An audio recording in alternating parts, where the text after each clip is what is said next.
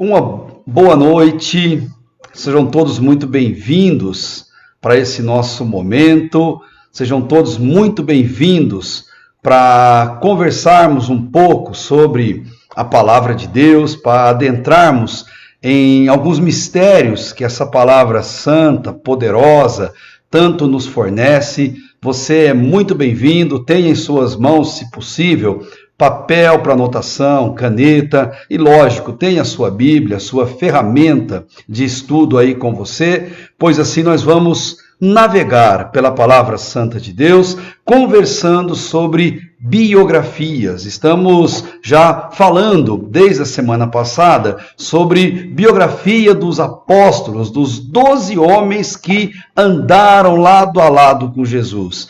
E conversamos um pouquinho a respeito da vida de Simão Pedro. E hoje quero completar a nossa conversa que tivemos na aula passada, falando um pouquinho da vida dele, do ministério dele e principalmente de como foi o final da história desse homem fantástico, desse apóstolo mais parecido comigo, mais parecido com você. Pedro, Simão Pedro, tem muitas características que nós carregamos em nossa vida, e à medida que a gente conversa sobre ele, tudo isso fica muito mais claro, fica muito mais evidente e vai ser interessante para nós mergulharmos na história de vida, no legado deixado por esse homem que tanto ensino deixou para as nossas vidas por meio daquilo que fez depois da morte de Jesus.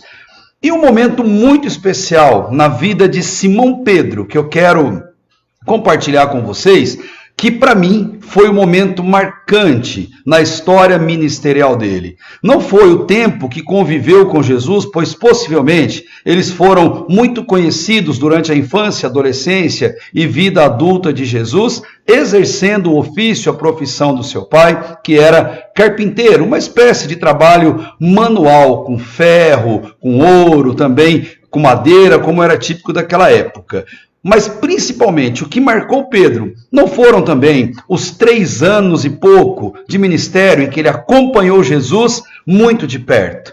A mim, o que marcou Pedro foi a partir da última ceia, a ceia eternizada por Leonardo da Vinci, naquele quadro famosíssimo, que é alvo inclusive de filmes. A sétima arte procura reportar aquela realidade de uma forma tão bela, não verdadeira, mas muito recheada de romantismo. Bom, naquele jantar, foi numa quinta-feira à noite, o último momento de comunhão em torno da mesa que os apóstolos teriam com Jesus. Aquela reunião, João, ele descreveu em detalhes, ele descreveu com muito afeto lá no Evangelho de João, no capítulo 3. Aquela ceia, ela mexeu profundamente com Simão Pedro, mais do que qualquer outro dos apóstolos. Com Pedro, ela mexeu muito, muito profundamente na vida dele. Quero te trazer à memória o que aconteceu naquela ceia. Estavam ali 12 apóstolos em torno da mesa. Jesus estava com eles, comendo do pão, bebendo do vinho, fazendo ali a distribuição e conversando com eles. Talvez não mais aquela conversa gostosa, agradável, fraterna, que ele sempre teve com eles em todos os momentos. Agora a angústia já batia no peito do nosso Senhor e Salvador. E ali, na medida que eles estão comendo, Jesus faz uma revelação que gelou a alma de Pedro. Qual revelação? Jesus diz: um de vocês vai me trair, um de vocês vai me negar, um de vocês será o traidor.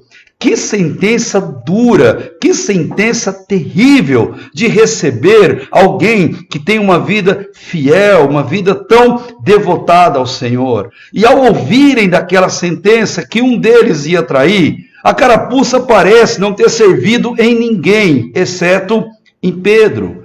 Pedro percebeu: eu acho que o mestre está falando comigo. Talvez porque ele era o mais velho, talvez porque ele tinha precedência, mas acima de tudo porque Pedro era muito humano, muito parecido conosco.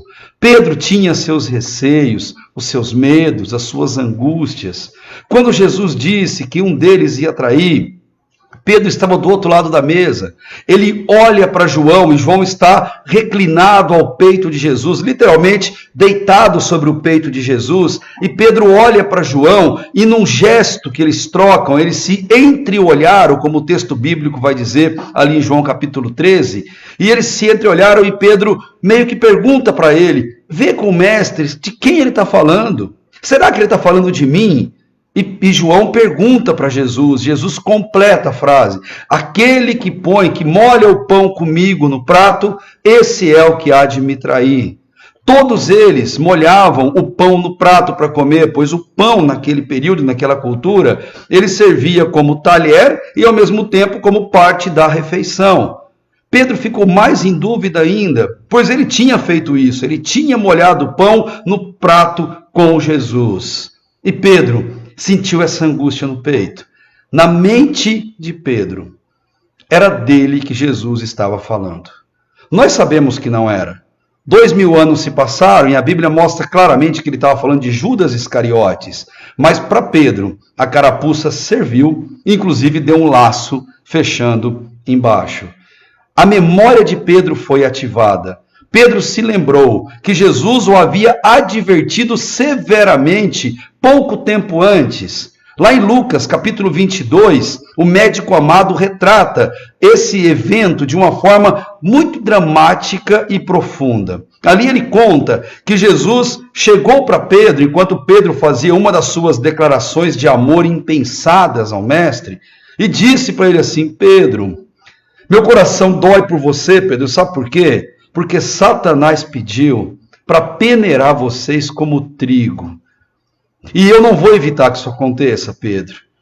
Mas o que eu pedi ao Pai é que a sua fé não esmoreça, que a sua fé não desfaleça, que você, Pedro, não caia da fé quando a dificuldade se abater sobre a sua vida. Muitas pessoas abandonam a fé quando a dificuldade se abate, quando o luto de alguém querido se abate, quando perde um emprego, uma condição econômica, muita gente abandona a fé, muita gente abandona a fé quando adoece física ou emocionalmente. Ainda, infelizmente, tem gente que ama Jesus pelo que Jesus dá e não ama Jesus pelo que Jesus é. Mas se amarmos pelo que Ele é, na alegria ou na dor, nós amaremos e louvaremos o nome santo dEle. Pedro foi avisado, Pedro, olha, Satanás pediu para peneirar você como trigo. E Pedro, se prepara para quando isso acontecer. Ali naquela ceia, Pedro se lembrou disso com toda certeza. E Pedro pensou que Jesus estava falando com ele. Alguns eventos vão se desenrolar. Vamos conversar sobre ele aqui. Mas já quero te fazer a lembrança que Pedro, já bem idoso, refletindo sobre tudo que ele passou, sobre tudo que aconteceu e usando não outro, mas ele mesmo como exemplo, ele faz uma declaração muito impactante. Na primeira carta, ele escreveu duas. Na primeira carta que ele escreveu, no capítulo 5, versículo 8, ele dá a dica onde ele falhou para que a gente não falhe. Ele diz, vigiai e orai. Fale com Deus e fique vigilante. Fique atento, fique ligado. Sabe por quê? Porque o mesmo inimigo, o mesmo diabo que pediu para peneirar Pedro, ele também peneira a vida de cada um de nós hoje em dia, especialmente se servimos ao Deus Todo-Poderoso, Criador do céu e da terra. E Pedro diz, vigiai e orai, porque o inimigo, ele age como um leão, e ele fica andando ao derredor, em volta de alguém, rugindo, procurando a quem possa tragar. E a dica de Pedro, faça o que eu não fiz. Ele diz, ore mais, fique vigilante. Eu não fiz isso, e por conta disso, eu paguei um preço muito alto. Isso me custou muito caro. Jesus é preso. Logo depois daquela janta, ele vai para o Getsêmani, Monte das Oliveiras, e ali os soldados do sumo sacerdote vêm e prendem Jesus. Ao prenderem Jesus, naquele ato, os apóstolos todos fogem, João permanece. Pedro, vendo que João ficou, como eles andavam juntos o tempo todo, Pedro também fica a uma distância confortável daquilo que está acontecendo. À medida que Jesus é levado para a casa do sumo sacerdote, para iniciar ali o seu julgamento que o levará à morte, isso é quinta-feira à noite, quero te lembrar, João, ele acompanha aqueles soldados, porque João tinha influência, era um homem rico, veremos isso aqui em nossa biografia da vida dele, e João acompanha aqueles soldados, ele tem livre acesso entre eles e livre acesso na casa do sumo sacerdote. Pedro, ele vai a uma distância segura e considerável. À medida que chegam na casa do sumo sacerdote, os soldados entram com Jesus sob escolta. João, ele tem o acesso liberado e entra atrás. Pedro se aproveita e tenta entrar junto. Os soldados param ele e perguntam: quem é você? O que você quer aqui? E nisso, João volta e diz: pode deixar entrar, ele está comigo, ele me acompanha. Como João tinha credibilidade, permitiram que Pedro também entrasse.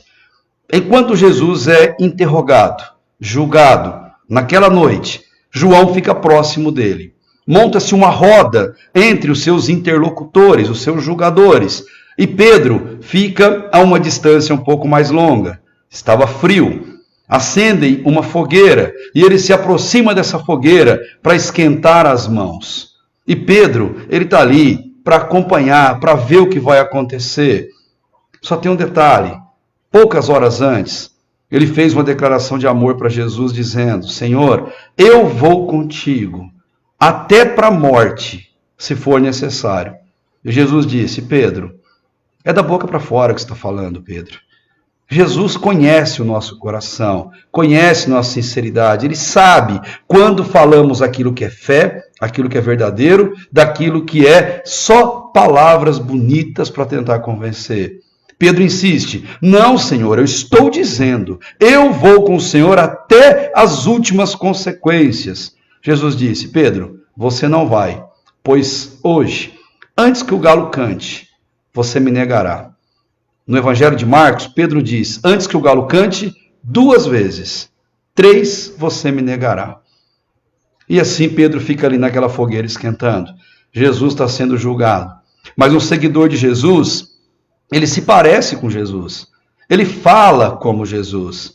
Ele ama como Jesus. É impossível esconder Jesus, quem o tem dentro do coração. À medida que Pedro está ali, um servo da casa olha e fala: você é um deles. Você se parece com eles. E Pedro, na hora, dá um passo atrás e diz: não, eu não conheço esse homem. Eu nunca o vi. Passa um tempo.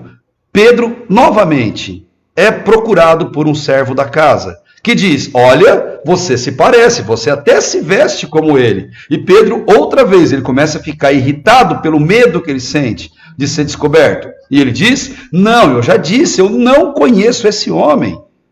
Passa o tempo. E aí outra pessoa vem até Pedro, uma mulher, e diz: você é seguidor dele, pois você fala igual a ele. Pedro se vira para essa mulher, se levanta, se é que estava sentado, e ele começa a praguejar, ele começa a falar em voz alta, ele começa a se exasperar, ele começa a falar de maneira exaltada: eu não conheço esse homem, eu já falei, eu não sei quem é esse homem. E ele olha na direção de Jesus. Quando ele diz pela terceira vez, e olha para Jesus, ele se depara com a cena que transformou a vida dele. Jesus tinha parado de falar com seus interrogantes. Estava olhando para Pedro. Mas não aquele olhar de reprovação, não aquele olhar de ódio, não aquele olhar de pena. Jesus olhou para Pedro com um olhar de ternura. Tipo dizendo: Pedro, eu sabia que você ia cair. Eu sabia que você ia falhar. Pedro, você é homem, e homens não são deuses. Homens não são todo-poderosos. Homens são limitados. Só Deus é santo. Só Deus é todo-poderoso. Só Deus é todo-suficiente. Nós não. Nós devemos depender dele. E para isso reconhecer nossas fraquezas. Quando Pedro olha para Jesus e ele recebe aquele olhar de ternura de Jesus, na hora a ficha de Pedro caiu. E o que Pedro faz? Pedro sai correndo em meio àquelas pessoas, procurando a saída da casa do sumo sacerdote. E o texto bíblico de Lucas 22, versículo 62, diz que ele chorou amargamente. Pedro, adulto, homem formado, homem com posses econômicas, ele sai correndo madrugada dentro e chorando. E se você quer entender que tipo de choro Pedro estava, a palavra grega ali para chorar amargamente é aquele choro, o mesmo choro que uma mãe tem quando vê um filho morto violentamente. Quando está diante do cadáver de um filho que ela ama muito, é aquele mesmo choro. É um choro que não vem dos olhos, que não vem das lágrimas, é um choro que vem da alma, que a pessoa fica ali, mas parece que a alma saiu do corpo. Esse é o choro que Pedro sentiu, como se o coração de Pedro tivesse sido pego e esmagado naquele momento. E ele chora por quê? Eu traí o mestre, poxa, ele me avisou, ele cuidou de mim, ele me ensinou e ainda assim eu traí. Aí surge o evento tão conhecido que o galo cantou.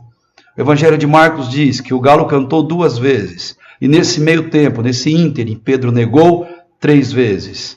Mas o galo não é um animal. Não é o galo, aquele animal com penas, aquela ave que nós tanto conhecemos aqui no Brasil. Galo não tem esse animal em Jerusalém até hoje. Lá os judeus, eles tratam como impuros 3 tipos de animais principais, é o cachorro, o porco e o galo, a galinha. É animal impuro, animal indigno, animal imundo. E é imundo por quê? Porque esse animal come porcaria, esse animal come até restos de cadáver, se deixar. Por conta disso, esses animais são banidos de Jerusalém, eles não têm ali em Jerusalém. Logo, é impossível que um galo, que um animal, que uma ave tivesse cantado. Mas para isso, o contexto, a história nos mostra que houve sim o cantar, houve sim um som. Mas que som foi esse? Foi, na verdade, um som de trombeta, de corneta, no horário de mudança da guarda, que cuidava das muralhas em volta da cidade. Eles fizeram uma divisão interessante, que até hoje é seguida. A noite era dividida em 4 vigílias. Cada vigília, que eles chamam com esse nome, ela tem 3 horas de duração. A noite começa às 18 horas ou às 6 da tarde. Das 6 até às 9 da noite é conhecido como a vigília da tarde. Das 9 às 0 hora, à meia-noite, é a vigília da noite. Da meia-noite às 3 da manhã é a vigília da madrugada. E das 3 da manhã às 6 da manhã é a vigília da manhã. 4 vigílias. Porém, a vigília da madrugada, que vai da meia-noite às 3 da manhã, ela era gentilmente batizada como vigília do galo. Hábito que os romanos trouxeram para a Palestina, porque é no horário que o galo canta durante a madrugada. Então eles apelidaram a vigília das 0 hora até as 3 da manhã de vigília do galo. Logo, toda vez que a guarda era trocada, quando iniciava uma vigília, tocava-se uma trombeta para avisar o momento da troca da guarda. Passava-se 3 horas, na próxima troca, tocava-se de novo a trombeta. Então, seguramente, Pedro negou Jesus a primeira vez, por volta de meia-noite. Seguramente, Pedro negou Jesus pela terceira e última vez, às 3 horas da manhã. Por 3 horas, ele ficou ali se esquentando na fogueira. Nesse período de tempo de 3 horas, foi quando Pedro negou a Jesus. O cantar do galo é um nome só figurado para representar o som da troca da guarda que cobria as muralhas. Mas isso é curiosidade bíblica, meramente curiosidade bíblica. O ponto importante é Pedro, que saiu dali chorando, desesperado, amargamente, porque aquilo lhe doeu no fundo da alma.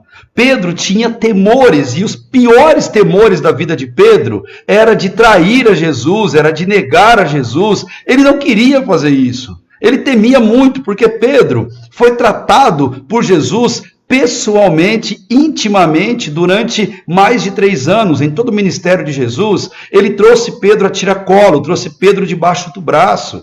Afinal de contas, Pedro precisava disso, mas não só ele. João precisava disso e Tiago, irmão de João, também precisava passar por esse tratamento tão digno do Senhor.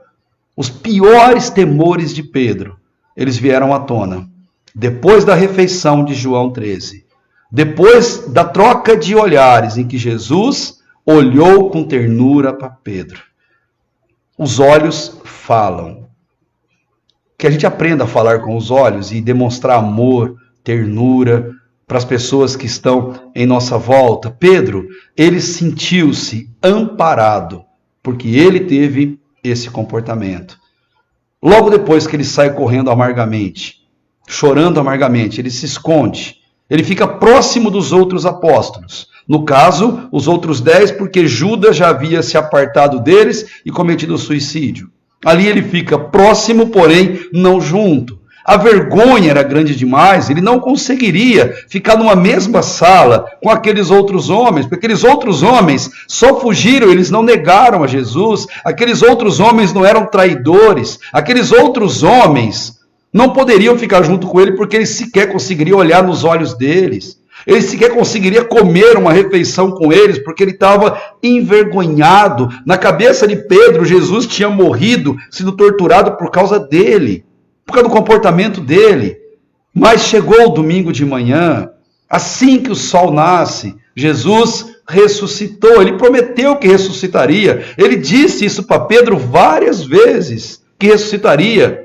E ele aparece para as mulheres e diz a elas, Marcos 16, versículo 7, lembre-se, Marcos é o que Pedro está falando. João Marcos só colocou no papel o que Pedro falava lá em Roma. Então, é Pedro contando o que Jesus disse. E Jesus disse, ide, dizei aos seus discípulos, que estavam no lugar, os 10, e também a Pedro, que está separado deles, por vergonha. E diz para ele, eu ressuscitei. Ali vocês me verão. Elas vão, e ao chegarem e contarem para os apóstolos, e contarem para Pedro que estava separado, o que Pedro faz? Lucas 24 relata isso para a gente no versículo 12. Pedro, porém, levantando-se ao ouvir a notícia que ele aguardava desde a sexta-feira, desde a quinta da madrugada, ele se levantou, correu até o sepulcro. Imagine um homem já de meia idade, correndo, até chegar naquele sepulcro. E quando ele correu, chegou até o sepulcro, o túmulo de Jesus, e viu o túmulo aberto, ele, abaixando-se, viu só os lenços ali postos. E retirou-se, admirado consigo, aquele caso. O que foi que Pedro viu que fez ele ficar admirado? Não é o que ele não viu Jesus ali, está ressuscitado. Mas o que gerou admiração em Pedro não foi exatamente não ter visto Jesus, mas foi ter visto os lenços que ali estavam colocados. Nos outros evangelhos, ele vai dizer que ao abaixar, ao entrar e perceber, ele viu o lenço que ficava sobre a cabeça de Jesus hermeticamente dobrado, bem certinho dobrado sobre a cabeceira. João chegou na sequência, não entendeu aquilo. Mas Pedro saiu dali, não mais chorando amargamente, admirado consigo mesmo, respirando fundo e dizendo, ele é Deus mesmo. Ele é o nosso Senhor e Salvador. Tudo o que ele disse é verdade. Porque Pedro, ele viu sobre a cabeceira daquele sepulcro o lenço dobrado. Aqui é cultura, puramente cultura judaica. Quando o dono da casa, ele está tendo uma refeição com os seus amigos, com os seus convidados, e ele precisa se levantar, porque acabou a refeição. O que eles fazem? Eles simplesmente pegam o pano que eles estão limpando a boca, ele enrola com a mão e joga sobre a mesa. Os criados percebem que aquele pano quer dizer que ele terminou a refeição, quer dizer que ele não vai voltar mais. Então, as pessoas podem vir e retirar as coisas da mesa sem ofenderem os convidados.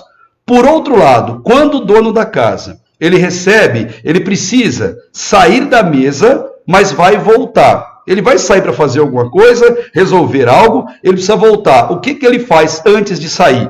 Ele pega o lenço com o qual ele limpa a sua boca, ele dobra o lenço direitinho, e coloca o lenço dobrado sobre a mesa. Os servos, ao olhar para o lenço dobrado, o que eles entendem? Ele vai voltar. Então eles não podem cometer um desatino contra os convidados. Quando Pedro viu o lenço dobrado, Pedro entendeu o recado que Jesus deixou para ele em forma de post-it. Pedro, eu não te falei que eu ia voltar? Voltei. Eu não falei que eu ia ressuscitar? Ressuscitei. Aquilo deixou Pedro com o coração repleto de alegria, deixou Pedro extasiado com aquilo tudo que ele presenciou, e aquilo mexeu e abalou com o coração daquele homem. Jesus volta, aparece por 2 vezes enquanto eles estão reunidos. Ele come com eles, mostra os furos nas mãos, no lado, aparece enquanto eles estão juntos, sem Tomé, e depois quando Tomé chega, por 2 vezes.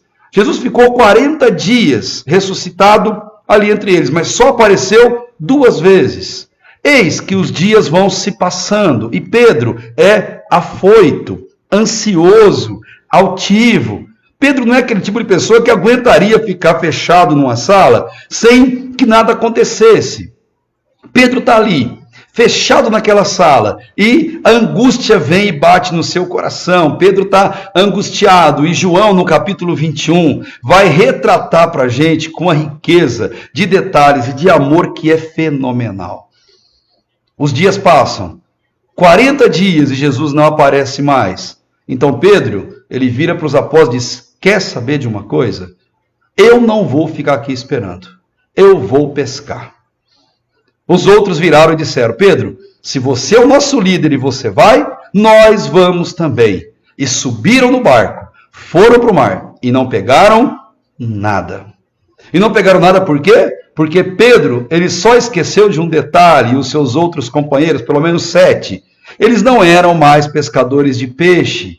Quando Jesus o chamou, disse: Pedro, acabou a sua carreira pesqueira. Pedro, doravante, a partir de hoje você será pescador de homens.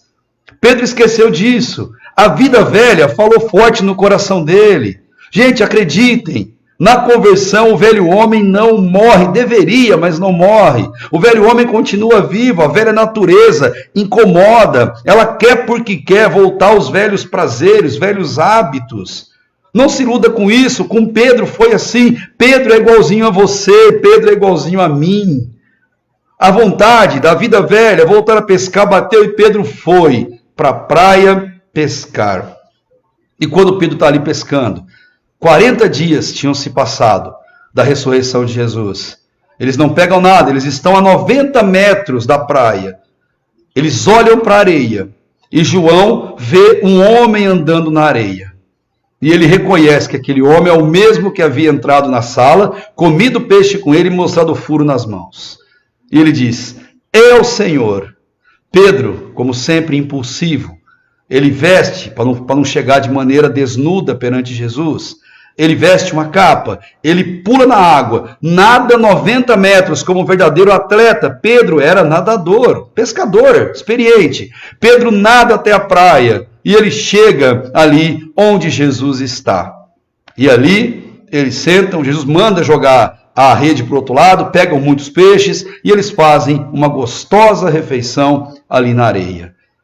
Entre um peixe e outro, Jesus aproveita para conversar e dar a última lição a Pedro.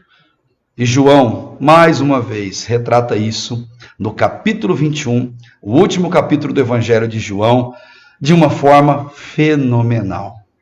Enquanto eles comiam, Jesus deixou Pedro bem à vontade. E então virou-se para ele e perguntou: Simão Pedro, filho de Jonas, ou seja, judeu de natureza, de corpo e alma, você me ama mais do que a todos esses, do que ama a todos esses? E ele disse: sim, Senhor, de pronto, tu sabes que eu te amo. Cristo vira para ele e fala assim: então, Pedro, apacenta os meus cordeiros. Pedro, apacenta esses homens aqui e as outras almas que eu vou colocar no seu caminho. Pedro, apacenta e pesca os peixes, almas humanas pelas quais eu te chamei. O que será que Jesus está querendo dizer para ele? É um mistério na teologia até hoje. A mim Jesus quer dizer assim para ele: Pedro, se você me ama, não leve mais os outros a pecar. Não leve os outros à vida velha, não leve os outros a fazer os velhos hábitos, Pedro. Muito pelo contrário, mostra para eles, Pedro, que eles são ovelhas e precisam de um pastor para serem guiadas. Pela segunda vez, Jesus pergunta: Pedro, filho de Jonas, ou Simão, filho de Jonas, você me ama? E ele respondeu: sim, Senhor, tu sabes que eu te amo. Jesus disse para ele: Pedro, mais uma vez, se me ama, não leve os outros a pecar. Pedro, apacenta os meus cordeirinhos, apacenta essas almas que me são preciosas. Pedro ficou pensativo, porque em linguagem judaica, sempre que você usa repetição trina, significa superlativo, significa que uma coisa é máxima. Jesus vem da terceira chapuletada: Simão, filho de Jonas, você me ama? E de novo bateu aquela tristeza, a mesma tristeza do dia que Pedro negou e saiu desesperado. Bateu de novo aquela tristeza. E bateu a tristeza por quê? Porque Pedro ouviu pela terceira vez, linguagem judaica, linguagem superlativa, essa pergunta. E Pedro então diz: Senhor, tu sabes tudo. E tu sabes que eu te amo. Ou, tu sabes o quanto eu te amo. Não é o tanto que deveria. Qual de nós não se parece com Pedro? Qual de nós, olhando essa biografia, não tem vontade de parar agora com essa aula, colocar o joelho no chão e fechar nossos olhos em oração e dizer: Deus, eu sou igual Pedro. Eu não te amo, Deus, como o Senhor merece ser amado. Eu não te sirvo como o Senhor merece ser servido. Deus, eu não sou um filho que faz exatamente o que o Senhor merece que eu fizesse. Pedro é muito parecido com a gente. Qual de nós pode bater no peito e se dizer um cristão exemplar, que é exatamente do jeitinho que Cristo manda? E ali Pedro, ele entendeu pela terceira vez, e Jesus disse: então Pedro, apacenta as minhas ovelhas. Agora a vida de Pedro, ela estava transformada de uma maneira mais profunda. Agora para Pedro, aquilo vai fazer diferença na vida dele. Cito a frase de William Coleman.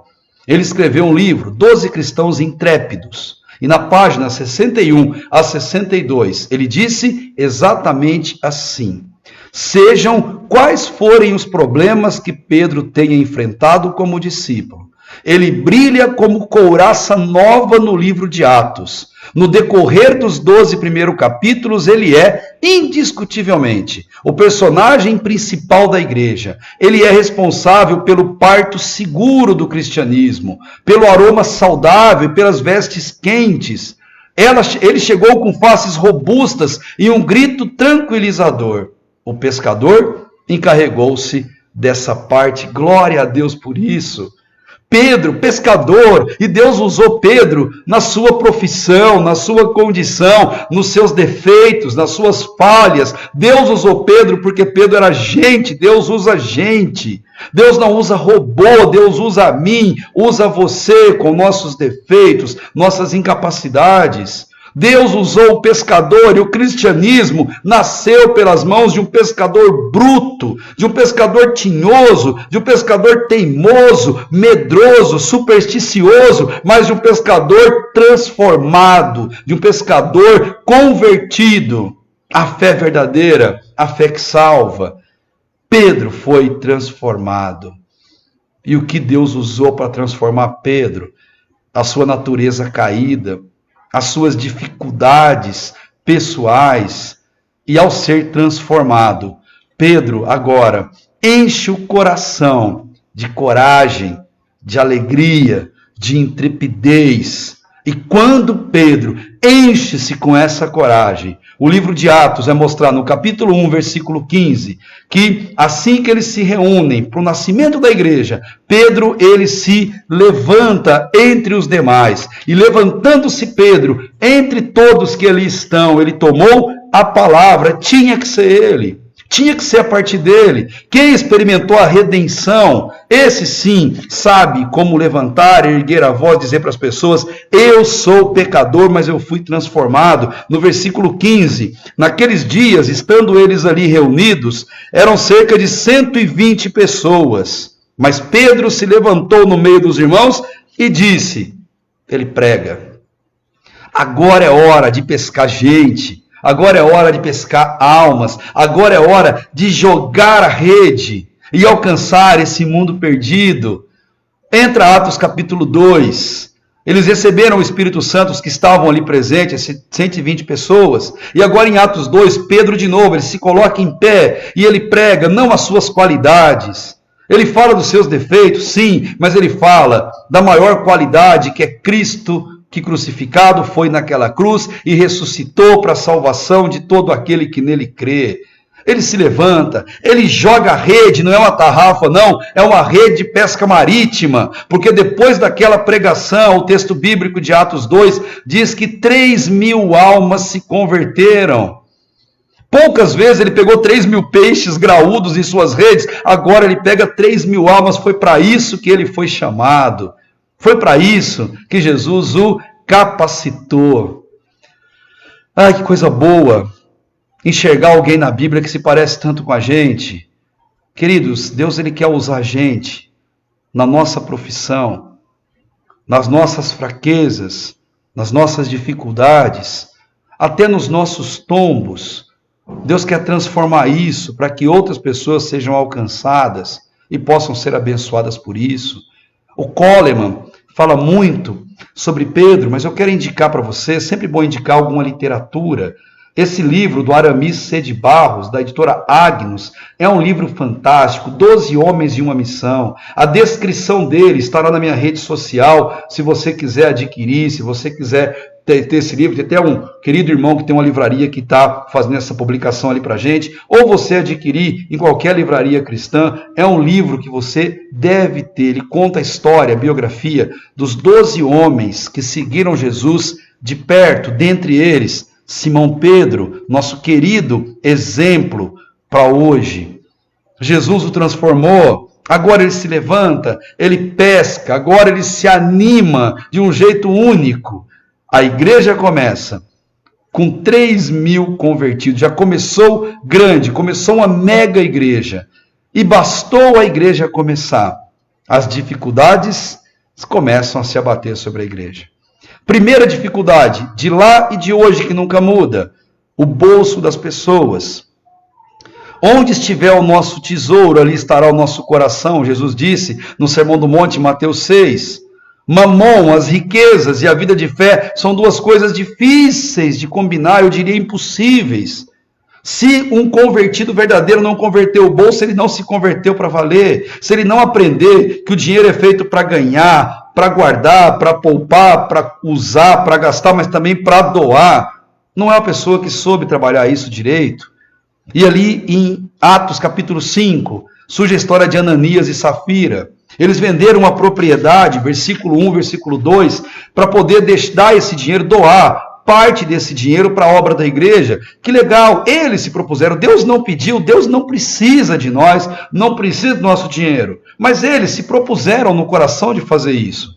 Porém, a hora que eles vão fazer, eles mudam de ideia e escondidos do Espírito Santo, não das pessoas, ninguém sabia o valor. Mas escondidos do Espírito Santo, eles tiram uma parte daquele valor e dão menos do que eles tinham proposto. O Espírito Santo não se engana. O Espírito Santo está conosco, está em nós, sabe tudo de nós. E por conta disso, eles pagam o preço. E quem foi encarregado de dar a notícia para eles? Versículo 3 de Atos capítulo 5. Então Pedro perguntou, Ananias, por que Satanás encheu teu coração para que mentisse ao Espírito Santo? Ananias, não se mente ao Espírito Santo. Queridos, não se mente ao Espírito Santo. O Espírito Santo, a gente abre o coração, fala o que sente, fala o que pensa, não se mente, não se barganha, mas também não se engana a Deus. Deus conhece tudo de nós e por conta disso, no versículo 4, morre ele, morre a mulher por conta disso. Primeira dificuldade na igreja, tem a ver com finanças. No capítulo 5, ainda versículo 40, mostra as dificuldades, sofrimento, eles são perseguidos. Pedro vai ser açoitado, Pedro vai apanhar por causa da fé. Gente, não se assuste, a igreja sempre foi perseguida. Hoje a igreja é perseguida, mas a igreja verdadeira de Jesus Cristo, quanto mais perseguida, mais ela cresce. A semente da igreja é o sangue, é o sofrimento, é a perseguição dos seus filhos. Pedro começa a sentir isso na pele. No capítulo 8, ele vai repreender severamente o mago. Inclusive o mago tem o mesmo nome que ele, chama Simão. Esse mago, ele quer ganhar dinheiro com a fé. Olha, desde aquele tempo existe isso. Ele vendo que eles faziam milagres, ressuscitavam pessoas, expulsavam demônios. Esse mago procura vir até eles, ele é batizado, ele quer se tornar um irmão, e ele pede para eles impuserem a mão sobre ele, para que ele tivesse esse poder e ganhasse dinheiro com isso. Ah, Pedro é fantástico. Pedro, ele não tem meias palavras. Pedro fala o que tem que ser falado. Pedro se vira para esse homem no versículo 9 e fala para ele, contando a história, começa no versículo 9 de como isso acontecia, e Pedro vai virar para ele lá no versículo 18. Quando Simão viu que o Espírito Santo era concedido pela imposição de apóstolo, esse Simão aqui, o mago, ele pediu, ou ele ofereceu dinheiro, recebendo dinheiro da mão deles. E Pedro, ele pediu no 19, dai-me também esse poder, para quem eu impuser as mãos, ele receba do Espírito Santo. Mas olha a intenção dele, ele quer poder para ganhar dinheiro, ele quer poder para poder ter condições financeiras. E Pedro vira para ele, versículo 20, que tua prata siga contigo para a destruição, pois pensaste em adquirir dinheiro, ou com dinheiro, o dom de Deus. Tu não tens responsabilidade nesse ministério, pois o teu coração não é correto diante de Deus. Que falta faz mais Pedros em nossa geração? Mais Pedro pregando nos canais de YouTube, nas redes sociais, mais Pedro assumindo púlpitos sérios, e falando verdades que precisam ser ditas. Tem gente arrancando o dinheiro das pessoas e levando a alma das pessoas para o inferno. Que tristeza. No capítulo 10, Pedro vai ser novamente confrontado. Ele não quer ir até um centurião, ele não quer ir até o gentio. O Espírito Santo falou, Pedro, vá até lá. Pedro, aquele homem é convertido, mas Pedro não quer ir. Porque Pedro, ele é judeu, e como judeu, olha quanta coisa já aconteceu. Mas o coração de Pedro continua judaico. Eles se acham uma raça especial, uma raça única, exclusiva. Então ele tem dificuldade em levar essa mensagem de amor a um gentio. Ele não quer ir, tanto que ele tem um sonho, e é nesse sonho, ele considerava impuro o gentio, que Deus aparece mostrando para ele um lençol, e nesse lençol coloca ali vários tipos de alimento, de carnes que ele considerava impuro, e o Espírito Santo fala para ele, Pedro, não considere impuro o que Deus considera puro. E aí sim, Pedro vai. 10 capítulos de Atos. Pedro, que negou a Jesus, que chorou amargamente. Pedro, que se entristeceu naquela praia, quando Jesus perguntou se ele o amava 3 vezes. O mesmo Pedro volta a ter preconceito contra as pessoas.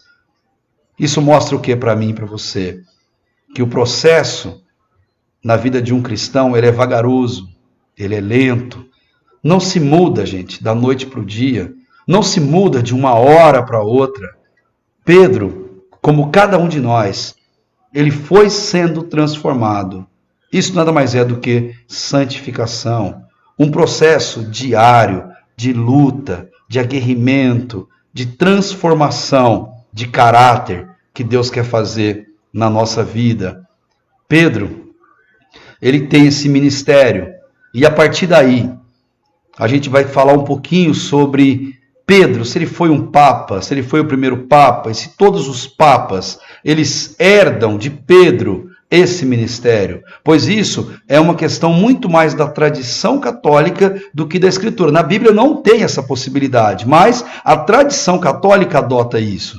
Mas como a gente vai falar sobre Bíblia, sobre Palavra de Deus, vamos só ver alguns textos aqui que tratam desse assunto. O texto que fundamenta a tradição católica sobre o papado está lá em Mateus capítulo 16, quando Jesus está conversando com Pedro, com seus apóstolos, e pergunta: quem dizem que eu sou? E Pedro diz: tu és o Cristo, o Filho do Deus vivo. Em Mateus 16 fala isso. E à medida que ele fala, Jesus diz para ele no versículo 17: você respondeu bem. Bem-aventurado és tu, Simão Bar-Jonas, ou filho de Jonas, porque não foi a carne ou o sangue que te revelou, mas o meu Pai que está nos céus. E aí o versículo 18: pois eu também te digo, tu és Pedro, no grego Petra, no hebraico Cefas, e sobre esta pedra, esse Pedro é um pedaço de pedra, tá? Não é a pedra, um pedaço da pedra. Edificarei a minha igreja e as portas do inferno não prevalecerão contra ela, e eu te darei as chaves do reino dos céus, e o que ligar na terra será ligado nos céus, e o que for desligado aqui será desligado lá. Basicamente essa conversa que tem. Para muitos, a tradução então, que Jesus olhou para Pedro e falou: sobre você eu vou edificar a minha igreja. Sobre você a minha igreja vai passar a existir. Não, não é isso. Não é isso que o texto diz, não é isso que o contexto diz, não é isso que a harmonia da Bíblia, a revelação completa da Bíblia vai nos mostrar.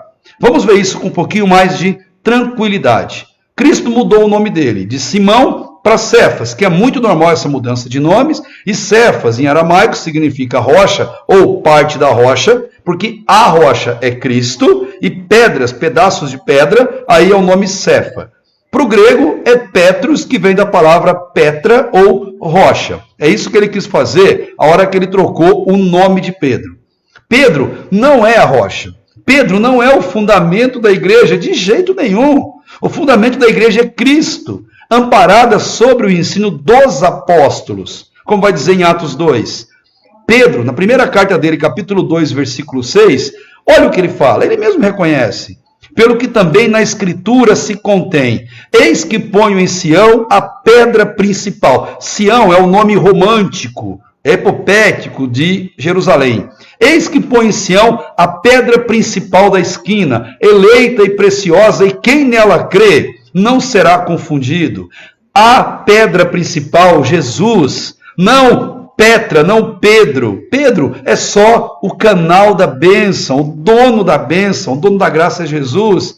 No versículo 7, assim para vós, os que credes, é preciosa.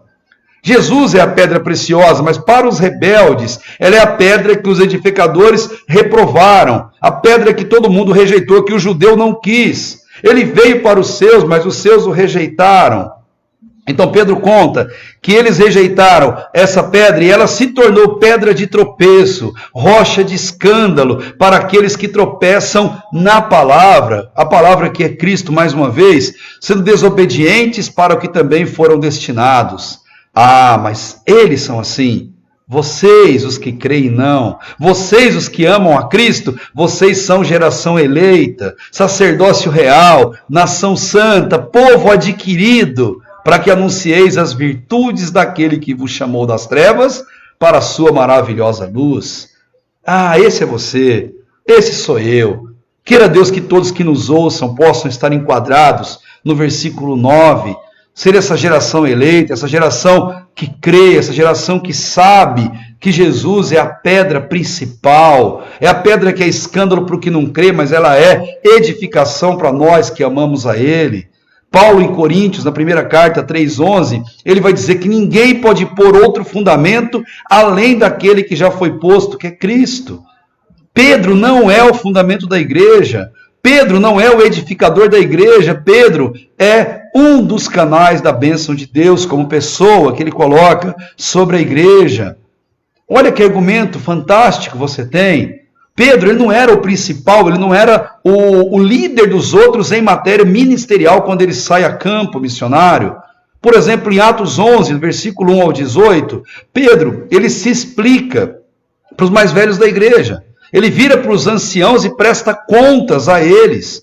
A igreja envia Pedro a Samaria, Atos 8,14 mostra isso. Ele não foi porque ele quis, ele não foi mandando alguém, ele foi mandado para Samaria.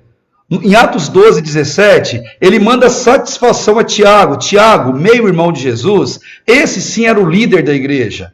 E o que acontece? Ele manda satisfação para ele. Olha só, gente, Pedro não é o pai dos demais apóstolos de Jesus.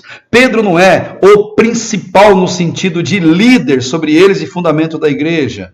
Em Atos 15, o primeiro concílio da igreja, para definir o que era necessário para ter fé. E quem é o líder do concílio?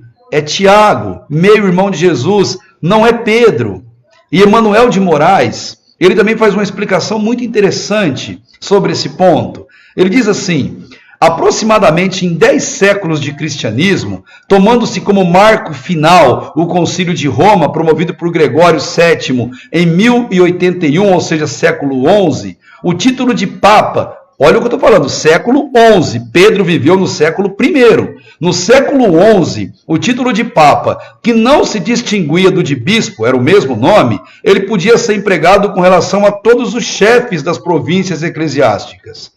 Só nesse momento, século XI, ele passou a ser de uso exclusivo do pontífice da Sé Romana, mas depois adquiriu o significado de bispo universal, politicamente equivalente ao de monarca absoluto. Até o século XI, todo líder nas igrejas era considerado como papa, que significa pai.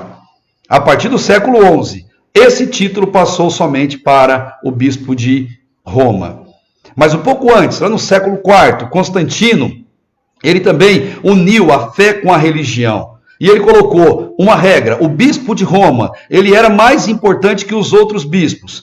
Pedro já tinha falecido há mais de 2 séculos. Lembre disso. A capital ele muda para Constantinopla, em homenagem ao seu nome. E ele dá àquele bispo de Roma o poder espiritual e o poder político.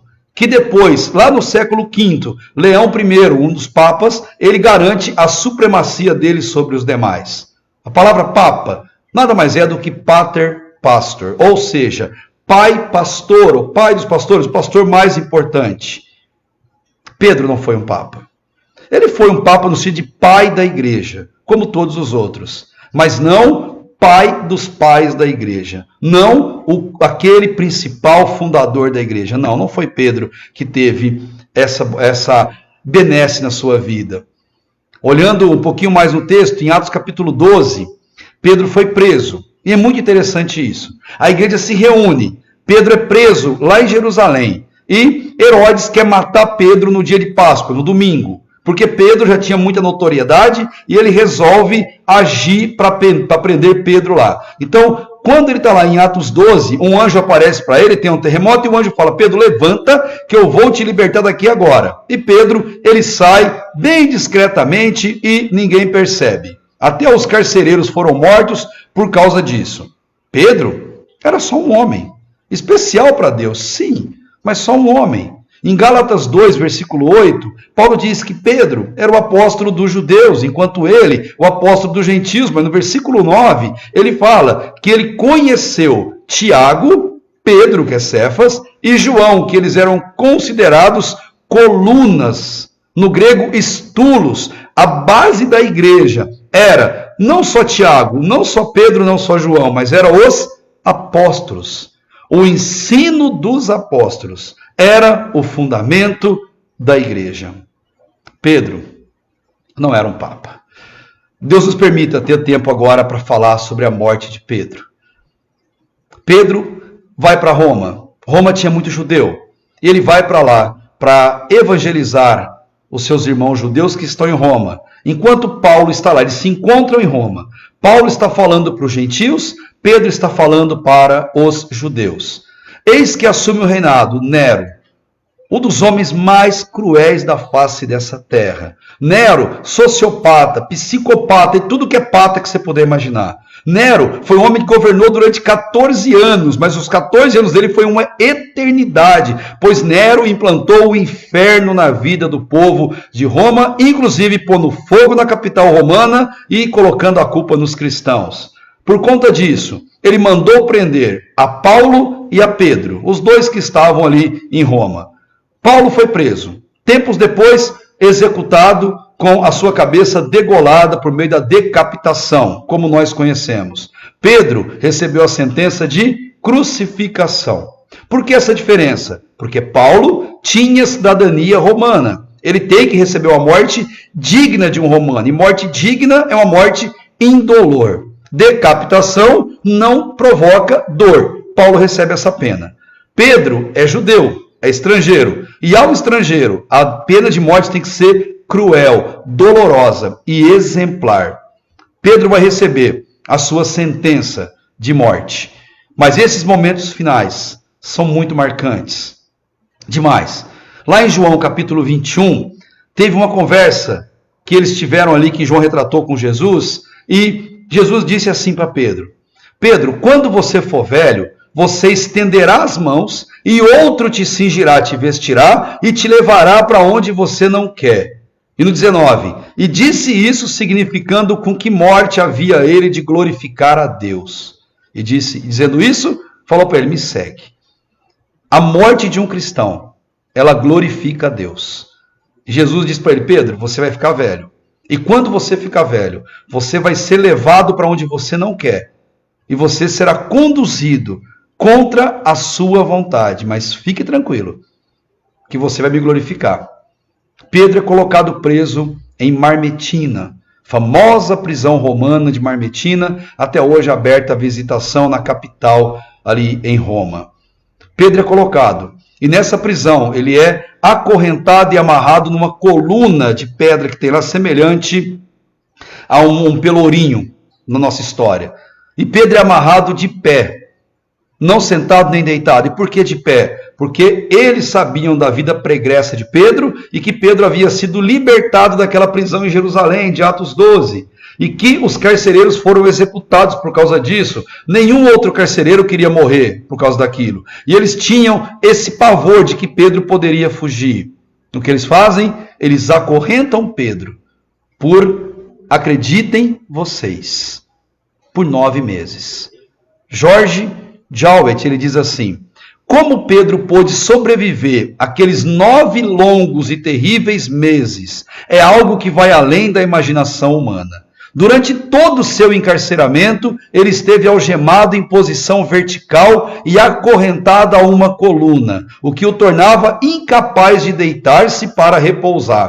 Ainda assim, esse espírito magnífico permaneceu intrépido e cheio de fervor imortal na proclamação da glória de Deus em seu Filho Jesus Cristo. A história nos conta que, a despeito de todo o sofrimento ao qual estava sujeito, Pedro converteu ali seus carcereiros processos e martinianos, além de outros 57 prisioneiros. O sofrimento de um homem de Deus converte almas a Cristo. Pedro converteu praticamente toda a prisão de Marmetina, porque enquanto ele estava de pé, acorrentado por 9 meses, ele não devia reclamar, ele não devia excomungar, ele não devia blasfemar, ele devia falar do amor de Deus, glorificar a Deus, cantar louvores a Deus e evangelizar desse amor que transforma. É impossível não se converter ao lado de um homem numa condição dessa. Pedro, mais uma vez, no fim da vida, ele pescou almas para o reino de Deus. Em Lucas 22, 33, ele disse para o Senhor, estou pronto a ir contigo até a prisão e a morte. Ele foi para a prisão. E ele foi para a morte também. Papias, Orígenes, os pais da igreja, eles contam que Pedro, ao ser condenado, ele vai para a morte, mas ele diz, eu não quero morrer como meu mestre morreu, eu não sou digno, porque eu traí, eu feri tanto a honra dele, eu quero morrer de cabeça para baixo. Sêneca, que é um grande historiador também, filósofo da época, ele diz que os soldados romanos tinham por hábito escarnecer dos mortos e mudar as formas de crucificação. Dentre elas, tinha a forma de crucificar de cabeça para baixo, pois era uma forma de escárnio e era uma forma muito dolorosa. Para quebrar a monotonia, eles ficavam revezando as formas de crucificar os condenados à morte. Pedro diz isso. E Orígenes, lá no século II, para o terceiro, ele diz, Pedro, ao ser martirizado em Roma, pediu e obteve que fosse crucificado de cabeça para baixo. Pedro, finalmente, indo para Roma, foi crucificado assim. Mas quando um homem de Deus morre, nada de Deus morre. Ali, a vida de Pedro teve um fim, aqui na terra. Ali, a vida de Pedro teve início, na eternidade, na glória, ao lado de Cristo, para todo sempre. Se você quiser conhecer esse Pedro, muito mais do que uma biografia, muito mais do que uma aula, muito mais do que um livro, se você quiser conhecer esse Pedro, pessoalmente no corpo glorificado, você sabe onde ele está. É só você ir ao encontro dele, quando Jesus te chamar, ou quando ele vier te buscar. Que Deus abençoe a sua vida, a nossa vida, e que por meio da vida de Pedro a gente tenha o coração aquecido, o coração desejoso de buscar cada vez mais uma vida digna com ele. Quero terminar esse nosso bate-papo dizendo algo que para mim é muito especial.